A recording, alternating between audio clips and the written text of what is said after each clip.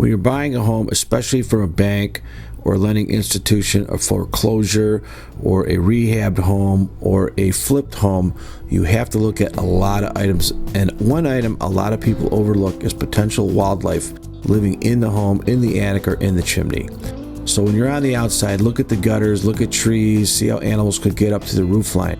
If the gutters are clean, that's a good sign. But when you see gutters that are dirty and muddy, well, it's very difficult to clean the mud and dirt off these gutters, and that is an indication of entry, especially if the gutters have a lot of dirt. And this is an indication that something is climbing up the gutters and has been happening for a while. Look at the fences, and if they're chewed up next to homes, well, animals can climb up fences. In this particular case, up the fence and up the gutter, and the gutter is so dirty here that it's been used quite a bit. And then once they get up to the roof, they try to find an access. Now, squirrels will try to get into usually under the roof shingles near the gutter lines because they kind of need smaller holes, whereas raccoons generally need bigger holes. They'll actually chew holes in the roof. And in this particular case, we did climb up on the roof, and we went to the front of the house, and we saw a piece of trim, aluminum trim, that was ripped open. And the rehabber or flipper or bank nailed it back together so like we wouldn't see it. And that's where the raccoon got in. So now we have to figure out, what's going on in the attic. So generally, most attics are either entered through crawl spaces and closets or pull downs. In this particular case, there was a crawl space access panel. However, the construction company painted it and sealed it shut, and maybe they did that so we wouldn't get in there.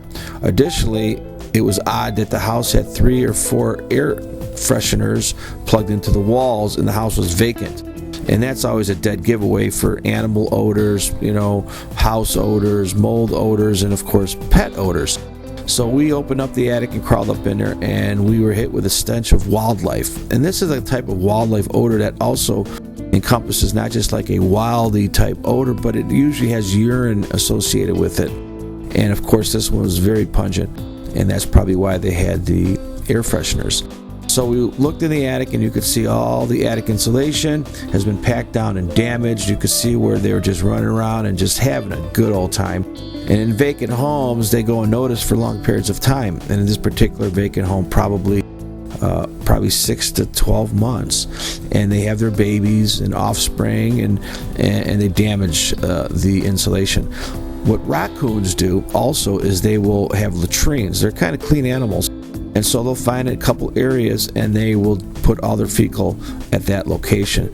And so in this particular attic, we found 3 locations, which could indicate 1 or even more raccoons using their latrines. At this point, if you're going to want to get rid of all the insulation and improve your R value in your insulation of your home, you're going to have to remove all of this insulation.